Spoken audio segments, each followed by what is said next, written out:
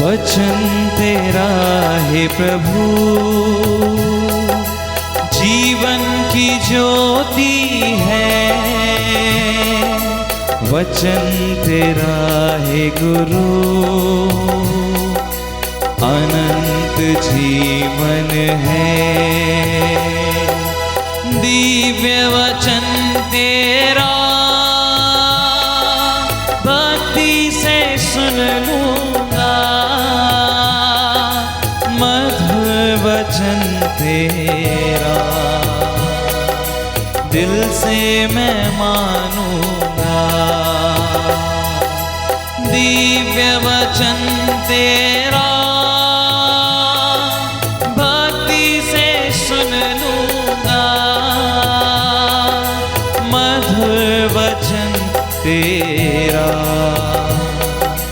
दिल से मैं मानूंगा।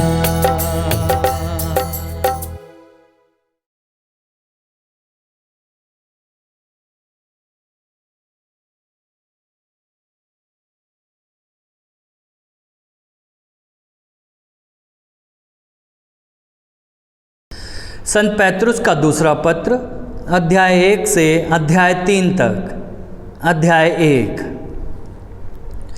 ईसा मसीह के सेवक और प्रेरित सीमोन पैतरुस का ये पत्र उन लोगों के नाम है जिन्हें हमारे ईश्वर और मुक्तिदाता ईसा मसीह की दया से हमारे ही समान विश्वास का बहुमूल्य वरदान मिला है। आप लोगों को हमारे ईश्वर और प्रभु ईसा के ज्ञान द्वारा प्रचुर मात्रा में अनुग्रह और शांति प्राप्त हो। उनके ईश्वरीय सामर्थ्य ने हमें वह सब प्रदान किया जो भक्ति में जीवन के लिए आवश्यक है, और हमको उनका ज्ञान प्राप्त करने योग्य बनाया है, जिन्होंने हमें अपनी महिमा और प्रताप द्वारा बुलाया। उन्होंने उस महिमा और प्रताप द्वारा हमारे लिए अपनी अमूल्य और महती प्रतिज्ञाओं को पूरा किया है। इस प्रकार आप उस दूषण से बच गए जो वासना के कारण संसार में व्याप्त है, और आप ईश्वरीय स्वभाव के सहभागी बन गए हैं। इसलिए आप पूरी लगन से प्रयत्न करते रहें कि आपका विश्वास सदाचरण से, आपका सदाचरण ज्ञान से, आपका ज्ञान संयम से, आपका संयम धैर्य से, आपका धैर्य भक्ति से, आपकी भक्ति भातृभाव से, और आपका भातृभाव प्रेम से युक्त हो। यदि ये गुण आप लोगों में विद्यमान हैं और बढ़ते जाते हैं तो ये हमारे प्रभु ईसा मसीह का ज्ञान प्राप्त करने में आपको निष्क्रिय एवं असफल नहीं होने देंगे। जिस व्यक्ति में ये गुण विद्यमान नहीं है वह अंधा है, टटोलता फिरता है, और यह भी भूल जाता है कि उसके पुराने पाप धुल चुके हैं। इसलिए भाइयों, आप अपना बुलावा और चुनाव सुदृढ़ बनाने का पूरा प्रयत्न करते रहें। यदि आप ऐसा करेंगे तो निश्चय ही कभी विचलित नहीं होंगे, और हमारे प्रभु एवं मुक्तिदाता ईसा मसीह के अनंत राज्य में आपका स्वागत किया जाएगा। यद्यपि आप लोग ये बातें जानते हैं और प्राप्त सत्य में दृढ़ बने हुए हैं, फिर भी मैं इनका स्मरण दिलाता रहूँगा। मैं जब तक इस शरीर में विद्यमान हूँ, आप लोगों को स्मरण दिलाते रहना अपना कर्तव्य समझता हूँ, क्योंकि मैं जानता हूँ कि मुझे शीघ्र ही इसे छोड़ देना है, जैसा कि हमारे प्रभु ईसा मसीह ने मुझे बताया है। मैं इसका पूरा ध्यान रखूँगा कि मेरे चले जाने के बाद भी आप लोग सब समय इन बातों को स्मरण रख सकें। जब हमने आप लोगों को अपने प्रभु ईसा मसीह के सामर्थ्य तथा पुनरागमन के विषय में बताया, तो हमने कपट कल्पित कथाओं का सहारा नहीं लिया, बल्कि अपनी ही आँखों से उनका प्रताप उस समय देखा जब उन्हें पिता परमेश्वर से सम्मान तथा महिमा प्राप्त हुई, और भव्य ऐश्वर्य में से उनके प्रति एक वाणी यह कहते हुए सुनाई पड़ी, यह मेरा प्रिय पुत्र है, मैं इस पर अत्यंत प्रसन्न हूँ। जब हम पवित्र पर्वत पर उनके साथ थे तो हमने स्वयं स्वर्ग से आती हुई यह वाणी सुनी। इस घटना द्वारा नबियों की वाणी हमारे लिए और भी विश्वसनीय सिद्ध हुई। इस पर ध्यान देने में आप लोगों का कल्याण है, क्योंकि जब तक पौ नहीं फटती और आपके हृदय में प्रभात का तारा उदित नहीं होता, तब तक नबियों की वाणी अंधेरे में चमकते हुए दीपक के सदृश है। किंतु आप लोग सबसे पहले ये अच्छी तरह समझ लें कि धर्मग्रंथ की कोई भी भविष्यवाणी व्यक्तिगत व्याख्या का विषय नहीं होती, क्योंकि मनुष्य की इच्छा से कभी भविष्यवाणी उत्पन्न नहीं हुई, बल्कि पवित्र आत्मा से प्रेरित होकर मनुष्य ईश्वर की ओर से बोले। अध्याय 2। फिर भी इजराइलियों में झूठे नबी भी प्रकट हुए और इसी प्रकार आप लोगों में झूठे आचार्य उठ खड़े होंगे, जो गुप्त रूप से अनर्थकारी भ्रामक धारणाओं का प्रचार करेंगे। वे उन प्रभु को भी अस्वीकार करेंगे जिन्होंने उनका उद्धार किया, और इस प्रकार वे शीघ्र ही अपने विनाश का कारण बनेंगे। बहुत से लोग उनकी विलासिता का अनुसरण करेंगे और उनके कारण सत्य के मार्ग की निंदा होगी। वे लोभ के कारण अपनी मनगढ़ंत बातों द्वारा आपसे अनुचित लाभ उठाएंगे। उनकी दंड आज्ञा का निर्णय बहुत पहले हो चुका है और उनका विनाश निकट है, क्योंकि ईश्वर ने पापी स्वर्गदूतों को भी क्षमा नहीं किया, बल्कि उन्हें नरक के अंधेरे गर्त में डालकर न्याय के लिए रख छोड़ा। उसने पुरातन संसार को भी नहीं बचाया, बल्कि विधर्मियों के संसार को जल प्रलय द्वारा नष्ट किया। हालांकि उसने 7 अन्य व्यक्तियों के साथ धार्मिकता के प्रचारक नूह को सुरक्षित रखा। ईश्वर ने उन लोगों को चेतावनी देने के लिए जो भविष्य में अधर्म करना चाहेंगे, सोदोम और गमोरा नामक नगरों को जलाया और उनका सर्वनाश किया। किंतु उसने धर्मी लोत को बचाया, जो उन दुष्ट लोगों के व्यभिचारपूर्ण आचरण के कारण दुखी था। वह धर्मात्मा उन लोगों के बीच रहकर दिन पर दिन उनके कुकर्म देखता और सुनता था, इसलिए उसकी धर्मपरायण आत्मा को घोर कष्ट होता था। इस प्रकार हम देखते हैं कि प्रभु धर्मात्माओं को संकटों से छुड़ाने और विधर्मियों को दंड देने के लिए उन्हें न्याय के दिन तक रख छोड़ने में समर्थ है, विशेष रूप से उन लोगों को जो अशुद्ध वासनाओं के वशीभूत होकर भोग विलास में जीवन बिताते और प्रभुत्व को तुच्छ समझते हैं। वे उद्दत एवं घमंडी हैं और स्वर्गीय सत्वों की निंदा करने से नहीं डरते, जबकि स्वर्गदूत जो उन लोगों से कहीं अधिक समर्थ और शक्तिशाली हैं, प्रभु के सामने उनके विरुद्ध निंदात्मक अभियोग नहीं लगाते, किंतु वे विवेकहीन पशुओं के समान हैं जो शिकार बनने और मारे जाने के लिए पैदा होते हैं। वे ऐसी बातों की निंदा करते हैं जिन्हें नहीं समझते। वे पशुओं की तरह नष्ट हो जाएंगे और इस प्रकार अपने अधर्म का दंड भोगेंगे। वे दिन दोपहर भोग विलास में बिताना पसंद करते हैं। वे कलंकित एवं दूषित हैं और उन्हें पाप लोग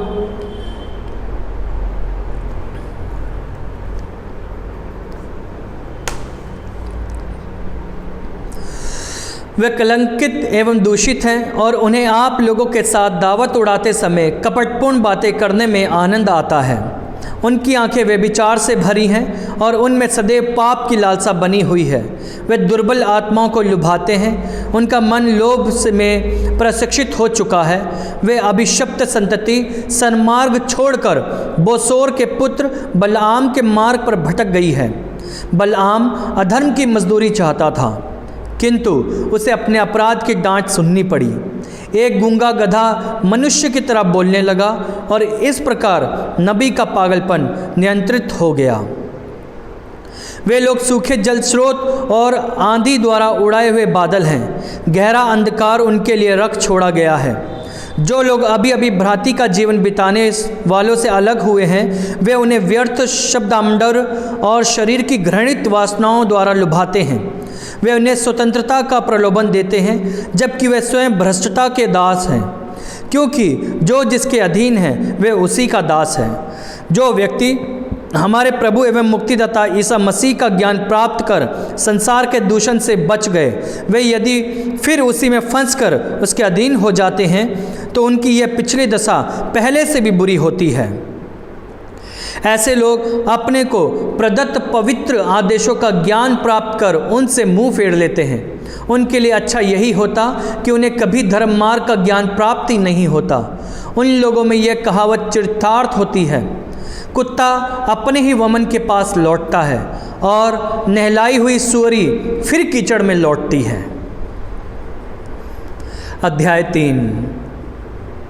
प्रिय भाइयों, मैं आप लोगों को दूसरी बार पत्र लिख रहा हूँ। इन पत्रों में मैं कुछ बातों का स्मरण दिलाकर आप लोगों की सद्बुद्धि को जीवित रखना चाहता हूँ। आप लोग पवित्र नबियों की भविष्यवाणियाँ और अपने प्रेरितों द्वारा प्रदत्त प्रभु एवं मुक्तिदाता की आज्ञा याद रखें। आप लोग सर्वप्रथम ये जान लें कि अंतिम दिनों में उपहास करने वाले नास्तिक आएंगे। वे अपनी दुर्वासनाओं के अनुरूप आचरण करेंगे और कहेंगे, उनके आगमन की प्रतिज्ञा का क्या हुआ? हमारे पूर्वज तो चल बसे, किंतु सृष्टि के प्रारंभ से सब कुछ ज्यों का त्यों बना हुआ है। वे जानबूझकर ये भूल जाते हैं कि प्राचीन काल में एक आकाश था और एक पृथ्वी, जो ईश्वर के शब्द द्वारा जल से उत्पन्न होकर जल पर बनी हुई थी। उस समय का संसार जल द्वारा नष्ट हो गया, प्रलय ने उसे जलमग्न कर दिया। ईश्वर के शब्द ने वर्तमान आकाश और पृथ्वी को आग के लिए रख छोड़ा है। उन्हें न्याय दिवस तक के लिए रख छोड़ा गया है। उस दिन विधर्मी मनुष्यों का विनाश किया जाएगा। प्यारे भाइयों, यह बात अवश्य याद रखें कि प्रभु की दृष्टि में एक दिन 1000 वर्ष के समान है और 1000 वर्ष एक दिन के समान हैं। प्रभु अपनी प्रतिज्ञाएं पूरी करने में विलंब नहीं करता, जैसा कि कुछ लोग समझते हैं, किंतु वह आप लोगों के प्रति सहनशील हैं और यह चाहता है कि किसी का सर्वनाश नहीं हो, बल्कि सब के सब पश्चाताप करें। प्रभु का दिन चोर की तरह आएगा।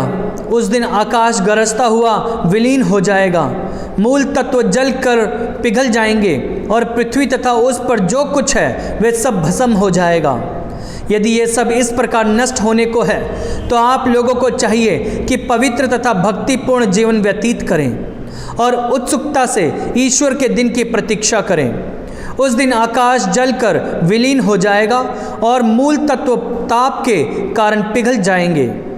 हम उसकी प्रतिज्ञा के आधार पर एक नए आकाश तथा एक नई पृथ्वी की प्रतीक्षा करते हैं, जहाँ धार्मिकता निवास करेगी। इसलिए प्यारे भाइयों, इन बातों की प्रतीक्षा करते हुए इस प्रकार प्रयत्न करते रहें कि आप लोग प्रभु की दृष्टि में निष्कलंक, निर्दोष तथा उसके अनुकूल हों।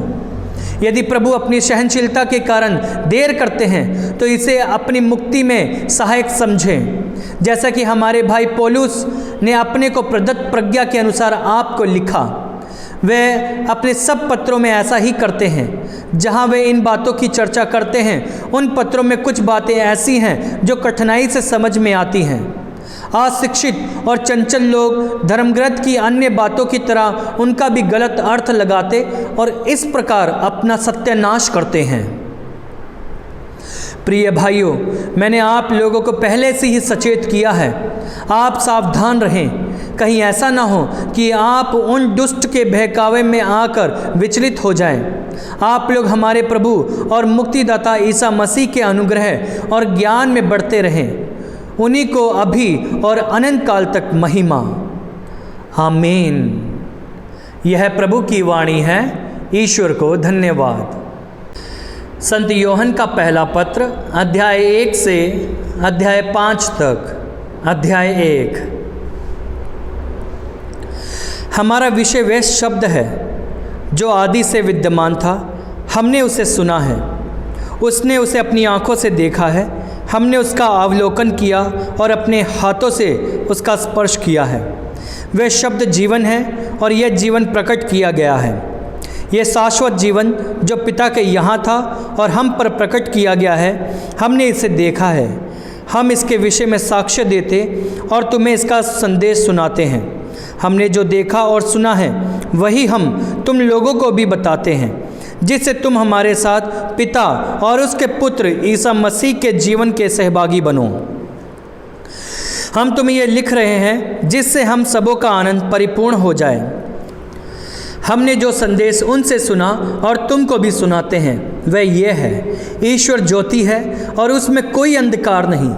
यदि हम कहते हैं कि हम उसके जीवन के सहभागी हैं किंतु अंधकार में चल रहे हैं, तो हम झूठ बोलते हैं और सत्य के अनुसार आचरण नहीं करते। परंतु यदि हम ज्योति में चलते हैं जिस तरह वह स्वयं ज्योति में है, तो हम एक दूसरे के जीवन के सहभागी हैं और उसके पुत्र ईसा का रक्त हमें हर पाप से शुद्ध करता है। यदि हम कहते हैं कि हम निष्पाप हैं तो हम अपने आप को धोखा देते हैं और हम में सत्य नहीं है। यदि हम अपने पाप स्वीकार करते हैं तो वह हमारे पाप क्षमा करेगा और हमें हर अधर्म से शुद्ध करेगा, क्योंकि वह विश्वसनीय तथा सत्य प्रतिज्ञ है। यदि हम कहते हैं कि हमने पाप नहीं किया तो हम उसे झूठा सिद्ध करते हैं और उसका सत्य हम में नहीं है। अध्याय 2। बच्चों, मैं तुम लोगों को यह इसलिए लिख रहा हूँ कि तुम पाप न करो, किंतु यदि कोई पाप करता तो पिता के पास हमारे एक सहायक विद्यमान है, अर्थात धर्मात्मा ईसा मसीह। उन्होंने हमारे पापों के लिए प्रायश्चित किया है, और न केवल हमारे पापों के लिए बल्कि समस्त संसार के पापों के लिए भी। यदि हम उनकी आज्ञाओं का पालन करेंगे तो उससे हमें पता चलेगा कि हम उन्हें जानते हैं। जो कहता है कि मैं उन्हें जानता हूँ किंतु उनकी आज्ञाओं का पालन नहीं करता, वह झूठा है और उसमें सच्चाई नहीं है। परंतु जो उनकी आज्ञाओं का पालन करता है उसमें ईश्वर का प्रेम परिपूर्णता तक पहुँचता है। जो कहता है कि मैं उनमें निवास करता हूँ, उसे वैसा ही आचरण करना चाहिए जैसा आचरण मसीह ने किया। प्रिय भाइयों, मैं तुम्हें कोई नई आज्ञा नहीं लिख रहा हूँ, यह वही पुरानी आज्ञा है जो प्रारंभ से ही तुम्हें प्राप्त है। यह पुरानी आज्ञा वह वचन है जिसे तुम सुन चुके हो। फिर भी मैं तुम्हें जो आज्ञा लिख रहा हूँ वह नई है। वह नई इसलिए है कि वह उनमें चिड़ठात हुई और तुम में भी चिड़ठात हो रही है, क्योंकि अंधकार हट रहा है और सत्य की ज्योति अब चमकने लगी है। जो कहता है कि मैं ज्योति में हूँ और अपने भाई से बैर करता है, वह अब तक अंधकार में है। जो अपने भाई को प्यार करता है वह ज्योति में निवास करता है और कोई कारण नहीं कि उसे ठोकर लगे। परंतु जो अपने भाई से बैर करता है वह अंधकार में है और अंधकार में चलता है। वह यह नहीं जानता कि वह कहाँ जा रहा है, क्योंकि अंधकार ने उसे अंधा बना दिया है। बच्चों, मैं तुम्हें इसलिए लिख रहा हूँ कि उनके नाम के कारण तुम्हारे पाप क्षमा किए गए हैं। पिताओं, मैं तुम्हें इसलिए लिख रहा हूँ कि तुम उसे जानते हो जो आदिकाल से विद्यमान है। युवकों, मैं तुम्हें इसलिए लिख रहा हूँ कि तुमने दुष्ट पर विजय पाई है। बच्चों, मैं तुम्हें इसलिए लिख रहा हूँ कि तुम पिता को जानते हो। पिताओं, मैं तुम्हें इसलिए लिख रहा हूँ कि तुम उसे जानते हो जो आदिकाल से विद्यमान है। युवकों, मैं तुम्हें इसलिए लिख रहा हूँ कि तुम शक्तिशाली हो। तुम में ईश्वर का वचन निवास करता है और तुमने दुष्ट पर विजय पाई है। तुम ना तो संसार को प्यार करो और ना संसार की वस्तुओं को। जो संसार को प्यार करता है उसमें पिता का प्रेम नहीं। संसार में जो शरीर की वासना, आंखों का लोभ और धन संपत्ति का घमंड है, वह सब पिता से नहीं बल्कि संसार से आता है। संसार और उसकी वासना समाप्त हो रही है, किंतु जो ईश्वर की इच्छा पूरी करता है वह युग युगों तक बना रहता है। बच्चों, यह अंतिम समय है। तुम लोगों ने सुना होगा कि एक मसीही विरोधी का आना अनिवार्य है। अब तक अनेक मसीह विरोधी प्रकट हुए हैं। इससे हम जानते हैं कि अंतिम समय आ गया है। वे मसीह विरोधी हमारा साथ छोड़कर चले गए, किंतु वे हमारे अपने नहीं थे। यदि वे हमारे अपने होते तो वे हमारे साथ ही रहते। वे चले गए, जिससे यह स्पष्ट हो जाए कि उनमें कोई भी हमारा अपना नहीं था। तुम लोगों को तो मसीह की ओर से पवित्र आत्मा मिला है और तुम सभी लोग सत्य जानते हो। मैं तुम लोगों को इसलिए नहीं लिख रहा हूँ कि तुम सत्य नहीं जानते, बल्कि इसलिए कि तुम सत्य जानते हो और यह भी जानते हो कि हर झूठ सत्य का विरोधी है। झूठा कौन है? वह जो ईसा को मसीह नहीं मानता, वही मसीह विरोधी है।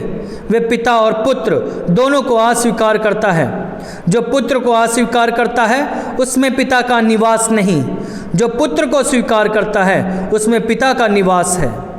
जो शिक्षा तुम लोगों ने प्रारंभ से सुनी वह तुम में बनी रही। जो शिक्षा तुम लोगों ने प्रारंभ से सुनी, यदि वह तुम में बनी रहेगी तो तुम भी पुत्र तथा पिता में बने रहोगे। मसीह ने हमसे जो प्रतिज्ञा की है वह है अनंत जीवन। मैंने ये बातें तुमको उन लोगों के विषय में लिखी हैं जो तुम्हें भटकाना चाहते हैं। तुम लोगों को मसीह से जो पवित्र आत्मा मिला वह तुम में विद्यमान रहता है इसलिए तुमको किसी अन्य गुरु की आवश्यकता नहीं। वह तुम्हें सब कुछ सिखलाता है। उसकी शिक्षा सत्य है, असत्य नहीं। तुम उस शिक्षा के अनुसार मसीह में बने रहो। बच्चों, अब तुम उनमें बने रहो, जिससे जब वे प्रकट हो तो हमें पूरा भरोसा हो और उनके आगमन पर उनसे अलग होने की निराशा ना हो। यदि तुम जानते हो कि वह निष्पाप है, तो यह भी समझ लो कि जो धर्म आचरण करता है वह ईश्वर की संतान है। अध्याय 3।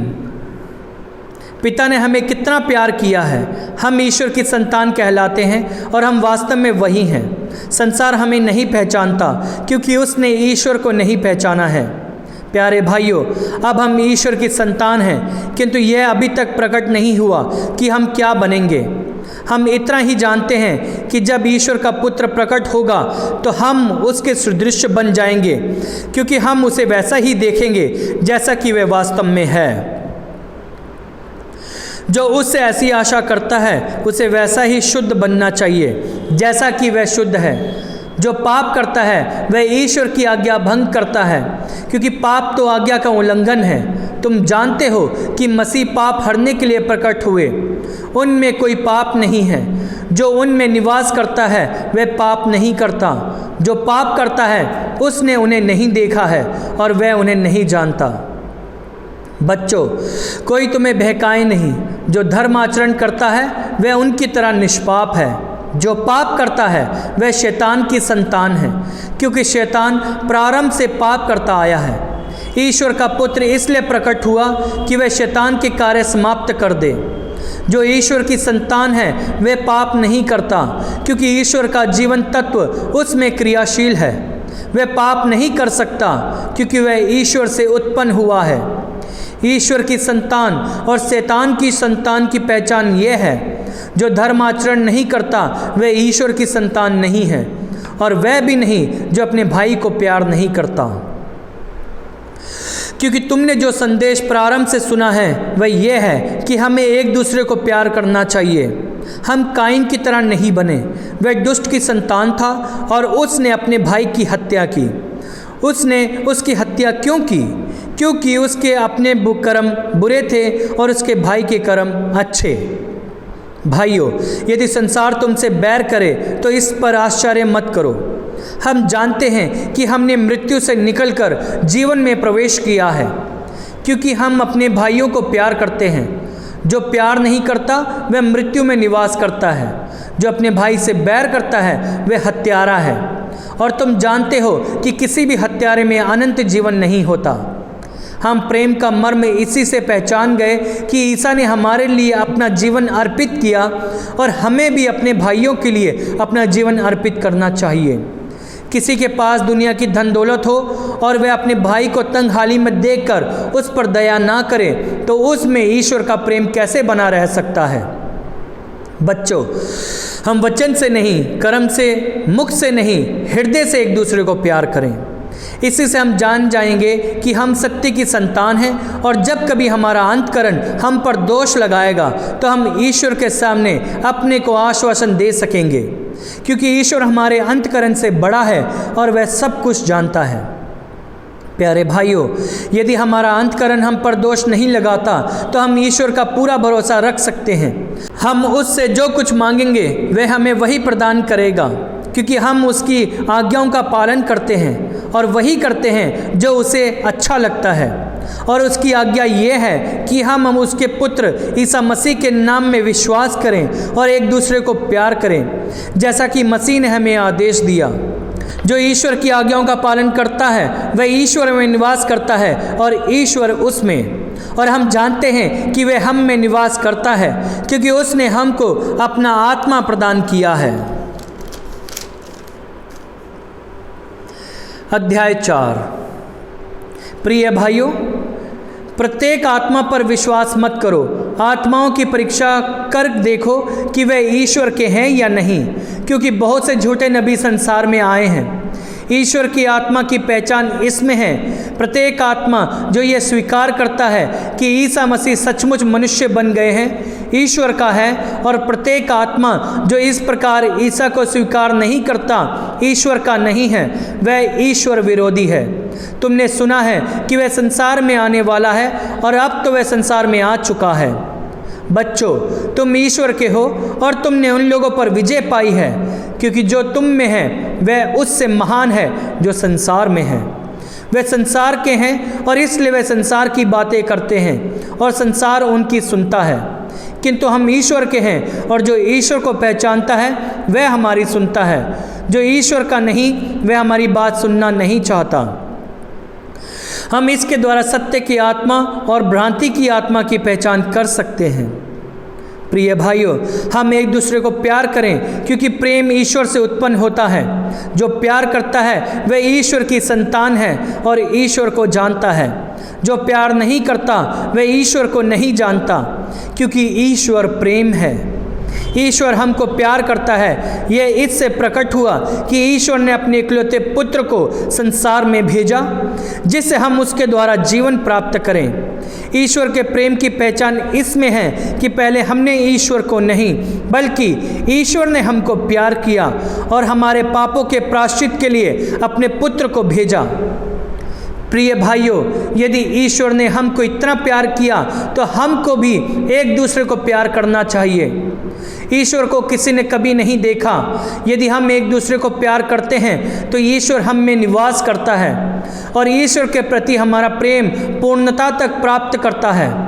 यदि वह इस प्रकार हमें अपना आत्मा प्रदान करता है तो हम जान जाते हैं कि हम उसमें और वह हम में निवास करता है। पिता ने अपने पुत्र को संसार के मुक्तिदाता के रूप में भेजा। हमने यह देखा है और हमने इसका साक्ष्य देते हैं। जो ये स्वीकार करता है कि ईसा ईश्वर के पुत्र हैं, ईश्वर उसमें निवास करता है और वह ईश्वर में। इस प्रकार हम अपने प्रति ईश्वर का प्रेम जान गए और इसमें विश्वास करते हैं। ईश्वर प्रेम है और जो प्रेम में दृढ़ रहता है वह ईश्वर में निवास करता है और ईश्वर उसमें। यदि हम पूरे भरोसे के साथ न्याय के दिन की प्रतीक्षा करते हैं, क्योंकि हम इस संसार में मसीह के अनुरूप आचरण करते हैं, तो हमारा प्रेम पूर्णता तक प्राप्त कर चुका है। प्रेम में भय नहीं होता। पूर्ण प्रेम भय दूर कर देता है, क्योंकि भय में दंड की आशंका रहती है और जो डरता है उसका प्रेम पूर्णता तक नहीं पहुंचा है। हम प्यार करते हैं क्योंकि उसने पहले हमें प्यार किया। यदि कोई यह कहता है कि मैं ईश्वर को प्यार करता हूं और वह अपने भाई से बैर करता है तो वह झूठा है। यदि वह अपने भाई को जिसे वह देखता है प्यार नहीं करता तो वह ईश्वर को जिसे उसने कभी देखा नहीं प्यार नहीं कर सकता। इसलिए हमें मसीह से यह आदेश मिला है कि जो ईश्वर को प्यार करता है उसे अपने भाई को भी प्यार करना चाहिए। अध्याय 5। जो ये विश्वास करता है कि ईसा ही मसीह है वह ईश्वर की संतान है और जो जन्मदाता को प्यार करता है वह उसकी संतान को भी प्यार करता है। इसलिए यदि हम ईश्वर को प्यार करते हैं और उसकी आज्ञाओं का पालन करते हैं तो हमें ईश्वर की संतान को भी प्यार करना चाहिए। ईश्वर की आज्ञाओं का पालन करना यही ईश्वर का प्रेम है। उसकी आज्ञाएं भारी नहीं हैं, क्योंकि ईश्वर की हर संतान संसार पर विजयी होती है। वह विजय जो संसार को पराजित करती है हमारा विश्वास ही है। संसार का विजयी कौन है? केवल वही जो ये विश्वास करता है कि ईसा ईश्वर के पुत्र हैं। ईसा मसीह जल और रक्त से आए, ना केवल जल से बल्कि जल और रक्त से। आत्मा इसके विषय में साक्ष्य देता है, क्योंकि आत्मा सत्य है। इस प्रकार ये तीन साक्ष्य देते हैं, आत्मा, जल और रक्त, और तीनों एक ही बात कहते हैं। हम मनुष्यों का साक्ष्य स्वीकार करते हैं, किंतु ईश्वर का साक्ष्य निश्चय ही कहीं अधिक प्रामाणिक है। ईश्वर ने अपने पुत्र के विषय में साक्ष्य दिया है। जो ईश्वर के पुत्र में विश्वास करता है उसके हृदय में ईश्वर का वह साक्ष्य विद्यमान है। जो ईश्वर में विश्वास नहीं करता वह उसे झूठा समझता है, क्योंकि वह पुत्र के विषय में ईश्वर का साक्ष्य स्वीकार नहीं करता। और वह साक्ष्य यह है, ईश्वर ने अपने पुत्र द्वारा हमें अनंत जीवन प्रदान किया है। जिसे पुत्र प्राप्त है उसे वह जीवन प्राप्त है, और जिसे पुत्र प्राप्त नहीं है उसे वह जीवन प्राप्त नहीं। तुम सभी ईश्वर के पुत्र के नाम में विश्वास करते हो। मैं तुम्हें यह पत्र लिख रहा हूँ जिससे तुम ये जानो कि तुम्हें अनंत जीवन प्राप्त है। हमें ईश्वर पर यह भरोसा है कि यदि हम उसकी इच्छा अनुसार उससे कुछ भी मांगते हैं तो वह हमारी सुनता है।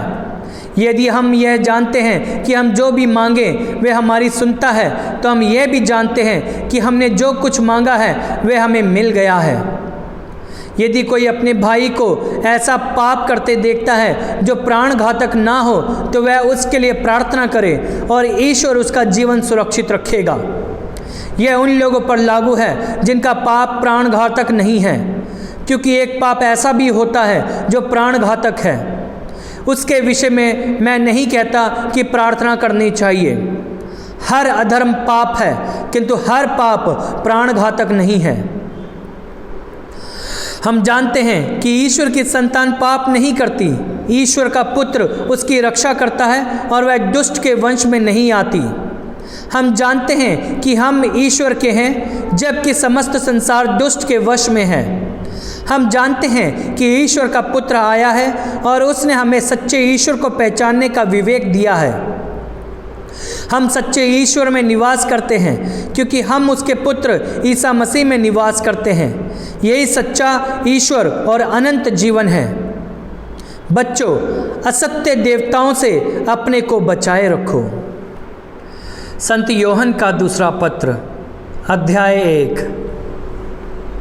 मैं अध्यक्ष यह पत्र ईश्वर की उन कृपा पात्र महिला और उनकी संतानों के नाम लिख रहा हूँ जिन्हें मैं सच्चाई से प्यार करता हूँ, और मैं ही नहीं बल्कि वे सभी जो सत्य को जानते हैं। यह प्रेम उस सत्य पर आधारित है जो हम में विद्यमान है और अनंत काल तक हमारे साथ रहेगा। यदि हम सत्य और प्रेम में बने रहेंगे तो हमें पिता परमेश्वर और पिता के पुत्र ईसा मसीह की ओर से कृपा, दया और शांति प्राप्त होगी। मुझे यह देखकर बड़ा आनंद हुआ कि आपकी कुछ संतानें सत्य के मार्ग पर चलती हैं, जैसा कि हमें पिता की ओर से आदेश मिला है। अब भद्रे, मेरा आपसे ये निवेदन है, मैं आपको कोई नया आदेश नहीं बल्कि वही आदेश दे रहा हूँ जो हमें प्रारंभ से प्राप्त है। हम एक दूसरे को प्यार करें। मुझे यह देखकर बड़ा आनंद हुआ कि आपकी कुछ संतानें सत्य के मार्ग पर चलती हैं, जैसा कि हमें पिता की ओर से आदेश मिला है। अब भद्रे, मेरा आपसे यह निवेदन है, मैं आपको कोई नया आदेश नहीं बल्कि वही आदेश दे रहा हूँ जो हमें प्रारंभ से प्राप्त है। हम एक दूसरे को प्यार करें, और प्यार का अर्थ यह है कि हम उसकी आज्ञाओं के मार्ग पर चलते रहें। जो आदेश आपको प्रारंभ से प्राप्त है वह यह है कि आपको प्रेम के मार्ग पर चलना चाहिए। बहुत से भटकाने वाले संसार में फैल गए हैं। वे ये नहीं मानते कि ईसा मसीह सचमुच मनुष्य बन गए थे। ये भटकने वाले और मसीह विरोधी का लक्षण है। आप लोग सावधान रहें जिससे आप अपने परिश्रम का फल ना खो बैठें, बल्कि अपना पूरा पुरस्कार प्राप्त करें। जो मसीह की शिक्षा की सीमा के अंतर नहीं रहता बल्कि उससे आगे बढ़ता है, उसे ईश्वर प्राप्त नहीं है। जो शिक्षा की सीमा के अंदर रहता है उसे पिता और पुत्र दोनों प्राप्त हैं। यदि कोई आप लोगों के पास आता है और यह शिक्षा साथ नहीं लाता, तो आप अपने यहाँ उसका स्वागत नहीं करें और उसका अभिवादन तक नहीं करें, क्योंकि जो व्यक्ति उसका अभिवादन करता है वह उसके दुष्ट कर्मों का सहभागी बनता है। मुझे आप लोगों को बहुत कुछ लिखना है, किंतु मैं ये कागज़ और स्याही से नहीं करना चाहता। मुझे आशा है कि मैं आपके यहाँ आकर आमने सामने बातचीत करूँगा, जिससे हमारा आनंद परिपूर्ण हो। आपकी कृपा पात्र बहन की संतानें आप लोगों को नमस्कार कहती हैं। यह प्रभु की वाणी है। ईश्वर को धन्यवाद। संत योहन का तीसरा पत्र, अध्याय 1। मैं अध्यक्ष यह पत्र गायुस के नाम लिख रहा हूँ, जिन्हें मैं सच में प्यार करता हूँ। प्रिय भाई, मेरी हार्दिक कामना है कि आपका सब तरह से कल्याण हो और आपकी आत्मा की तरह आपका शरीर भी पूर्ण स्वस्थ हो, क्योंकि जब कुछ भाई यहाँ आए और उन्होंने आपकी सच्चाई के विषय में साक्ष्य दिया और बताया कि आप किस प्रकार सत्य के मार्ग पर चलते हैं, तो मुझे बड़ा आनंद हुआ। मुझे और किसी बात से उतना आनंद नहीं होता जितना यह सुनकर कि मेरे बच्चे सत्य के मार्ग पर चलते हैं। प्रियवर, आप भाइयों के लिए और ऐसे भाइयों के लिए जिससे आप अपरिचित हैं, जो कुछ कर रहे हैं वे एक सच्चे विश्वासी के योग्य है। उन्होंने यहाँ की कलीसिया के सामने आपके भाद्र प्रेम का साक्ष्य दिया है। यदि आप उनकी अगली यात्रा का ऐसा प्रबंध करेंगे जो ईश्वर के योग्य हो, तो अच्छा काम करेंगे, क्योंकि वे मसीह का कार्य करने चले हैं और गैर मसीहों से कुछ नहीं लेते। इसलिए ऐसे लोगों का सेवा सत्कार करना हमारा कर्तव्य है, जिससे हम सत्य की सेवा में उनके सहयोगी बने। मैंने कलीसिया के नाम एक पत्र लिखा, किंतु दियोत्रेफेस जो वहाँ का नेता बनना चाहता है, हमारा अधिकार स्वीकार नहीं करता। इसलिए मैं जब आऊँगा तो उसके आचरण की निंदा करूँगा। वे न केवल हमारी बदनामी करता है, बल्कि वह स्वयं भाइयों का आतिथ्य सत्कार करना नहीं चाहता, और जो लोग ऐसा करना चाहते हैं वे उन्हें रोकता और कलीसिया से उनका बहिष्कार करता है। प्रियवर, आप बुराई का नहीं बल्कि भलाई का अनुसरण करें। जो भलाई करता है वह ईश्वर की संतान है, किंतु जो बुराई करता है वह ईश्वर के विषय में कुछ नहीं जानता। देमेत्रियुस के विषय में सभी लोग अच्छा साक्ष्य देते हैं, यहाँ तक कि सत्य स्वयं ही ऐसा करता है। मैं भी उनके विषय में वही साक्ष्य देता हूँ, और आप जानते हैं कि मेरा साक्ष्य सत्य है। मुझे आपको और बहुत कुछ लिखना था, किंतु मैं ये कागज़ और स्याही से नहीं करना चाहता। मुझे आशा है कि मैं शीघ्र ही आपके पास आऊँगा और हम आमने सामने बातचीत करेंगे। आपको शांति मिले। आपके भाई आपको नमस्कार कहते हैं। आप हर एक भाई को नमस्कार कहें। यह प्रभु की वाणी है। ईश्वर को धन्यवाद। संत यूदस का पत्र, अध्याय 1। यह पत्र ईसा मसीह के सेवक और याकूब के भाई यूदस की ओर से उन कृपा पात्रों के नाम है जो पिता परमेश्वर के प्रेम और ईसा मसीह के संरक्षण में जीवन बिताते हैं। आप लोगों को प्रचुर मात्रा में दया, शांति और प्रेम प्राप्त हो। प्रिय भाइयों, हम जिस मुक्ति के सहभागी हैं, मैं उसके विषय में आप लोगों को लिखना चाहता था, किंतु अब मुझे आवश्यक प्रतीत हुआ कि इस पत्र द्वारा आप लोगों से यह अनुरोध करूं कि आप उस विश्वास की रक्षा के लिए संघर्ष करें जो सदा के लिए संतों को सौंपा गया, क्योंकि कुछ व्यक्ति आप लोगों के बीच चुपके से घुस आए हैं। इन विधर्मी लोगों की दंड आज्ञा प्राचीन काल से धर्म ग्रंथ में लिखी हुई है। ये हमारे ईश्वर की कृपा को विलासिता का बहाना बनाते हैं और हमारे एकमात्र स्वामी एवं प्रभु ईसा मसीह को अस्वीकार करते हैं। यद्यपि आप लोग ये सब अच्छी तरह जानते हैं, फिर भी मैं आपको याद दिलाना चाहता हूँ कि प्रभु ने मिस्र देश से इजरायली प्रजा का उद्धार करने के बाद उन लोगों का विनाश किया जो विश्वास करने से इनकार करते थे। जिन स्वर्गदूतों ने अपनी मर्यादा का उल्लंघन किया और अपनी निज निवास स्थान छोड़ दिया, ईश्वर उन्हें न्याय के महान दिन के लिए नरक के अंधकार में अकाट्य बेड़ियों से बांधे रखता है। सदोम, गोमोरा और उनके आसपास के नगरों ने उन स्वर्गदूत की तरह व्यभिचार किया और वे अप्राकृतिक वासनाओं के दास बन गए। वे हमें चेतावनी देने के लिए आग का अनंत दंड भोग रहे हैं। फिर भी ये लोग अपने उन्मद में शरीर को अपवित्र करते, प्रभुत्व को तुच्छ समझते और स्वर्गीय सत्वों की निंदा करते हैं।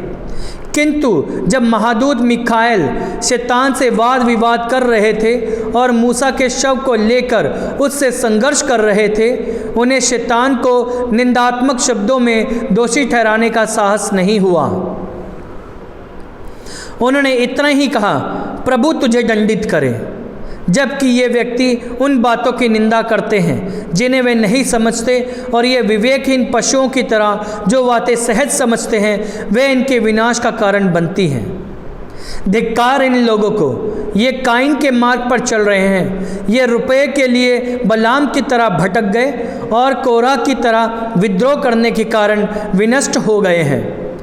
ये आपके प्रीति भोजों के लिए कलंक जैसे हैं, जहाँ ये बिना किसी श्रद्धा के खाते पीते हैं। ये पवन द्वारा उड़ाए हुए जलहीन बादल हैं। ये ऐसे वृक्ष हैं जो समय पर फल नहीं देते, जो 2 बार मर चुके हैं और जड़ से उखाड़े गए हैं। ये समुद्र की उद्दाम लहरें हैं जो अपनी लज्जाजनक वासनाओं का फैन उछालती हैं। ये उल्काओं के सदृश हैं, इनके लिए गहरा अंधकार अनंत काल तक रख छोड़ा गया है। आदम के बाद 7वें कुलपति हेनोक ने इन लोगों के विषय में यह कहते हुए भविष्यवाणी की, देखो प्रभु अपने सहस्त्रों संतों के साथ आकर सभी मनुष्य का न्याय करेगा। विधर्मियों ने जितने कुकर्म किए और धर्मद्रोही पापी प्रभु के विरुद्ध जितने दुर्वचन बोले हैं, प्रभु उन सब बातों के लिए उन्हें दोषी ठहराएगा। ये वे लोग हैं जो बुनबुनाते और अपना भाग्य कोसते रहते हैं, अपनी दुर्वासनाओं के अनुसार आचरण करते, डींग मारते और लाभ के लिए खुशामद करते हैं। प्यारे भाइयों, आप लोग हमारे प्रभु ईसा मसीह के प्रेरितों की भविष्यवाणियाँ याद रखें। उन्होंने आपसे ये कहा, अंतिम समय में उपहास करने वाले नास्तिक प्रकट होंगे जो अपनी दुर्वासनाओं के अनुरूप आचरण करेंगे। ये व्यक्ति आप लोगों में फूट डालते हैं, प्राकृतिक हैं और आत्मा से वंचित हैं। किंतु प्रिय भाइयों, आप अपने परम पावन विश्वास की नींव पर अपने जीवन का निर्माण करें, पवित्र आत्मा से प्रार्थना करते रहें, ईश्वर के प्रेम में सुदृढ़ बने रहें और उस जीवन की प्रतीक्षा करें जब हमारे प्रभु ईसा मसीह की दया आपको अनंत जीवन प्रदान करेगी। कुछ लोगों का विश्वास दृढ़ नहीं है, उन पर दया करें और उन्हें आग से निकलकर उनकी रक्षा करें। आप कुछ लोगों पर दया करते समय सतर्क रहें और विषय वासना से दूषित उनके वस्त्र से भी घृणा करें, जो आपको पाप से सुरक्षित रखने और आपको दोष रहित और आनंदित बनाकर अपनी महिमा में प्रस्तुत करने में समर्थ हैं, जो हमें हमारे प्रभु ईसा मसीह द्वारा मुक्ति प्रदान करता है। उसी एकमात्र ईश्वर को अनादि काल से अभी और अनंत काल तक महिमा, प्रताप, सामर्थ और अधिकार। आमीन। यह प्रभु की वाणी है। ईश्वर को धन्यवाद।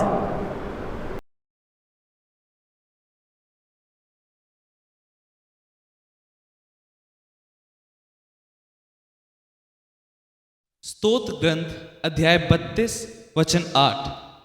जब भी हम परेशान हो जाते हैं, कुछ समझ नहीं पाते हैं, उस समय प्रभु हमें अपना ज्ञान देता है और हमें समझाता है।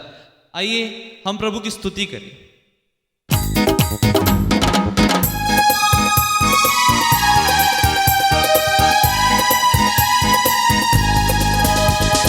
मैं तुम्हें शिक्षा दूंगा, तुमको मार्ग दिखाऊंगा। मैं तुम्हें शिक्षा दूंगा, तुमको मार्ग दिखाऊंगा। तुम्हें परामर्श दूंगा और तुम्हारी रक्षा करूंगा। तुम्हें परामर्श दूंगा और तुम्हारी रक्षा करूंगा। मैं तुम्हें शिक्षा दूंगा, तुमको मार्ग दिखाऊंगा।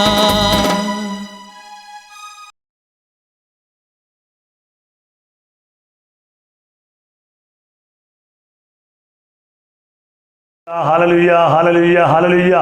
हे जीवित यीशु, हम आपकी स्तुति और आराधना करते प्रभु। आप हमें शिक्षा देने वाला ईश्वर है, हमारी रक्षा करने वाला ईश्वर है, हमें मार्ग दिखाने वाला है, हमारा परामर्श करने वाला ईश्वर है प्रभु जी। स्तोत्र 32:8 का इस वचन जो है प्रभु, आज सबके जीवन में पूरा हो जाए। जो आपके वचन के लिए प्यासा है और भूखा है प्रभु, तेरा अनमोल वचन उनके जीवन से हर कंफ्यूजन दूर करे प्रभु। आप उन्हें परामर्श दे प्रभु, रक्षा कर दे प्रभु। जो ऐसा लगता है कि मैं फंस गया हूं प्रभु जी, अपना हाथ बढ़ाकर आप उनकी रक्षा कीजिए प्रभु जी। उनको मार्ग दिखाइए प्रभु। जिनको लगता है कि मुझे कहां जाना, कैसे करना, क्या करना, प्रभु जी उनके जीवन में आज आपका वचन 100 गुना फल उत्पन्न करे। उनको प्रभु आप ही प्रभु मार्ग दिखाइए। यीशु मसीह तेरे नाम से मांगते हैं, आमीन। सर्वशक्तिमान ईश्वर पिता, पुत्र और पवित्र आत्मा सबको अपना आशीर्वाद प्रदान करें, आमीन। जय यीशु की। God bless you.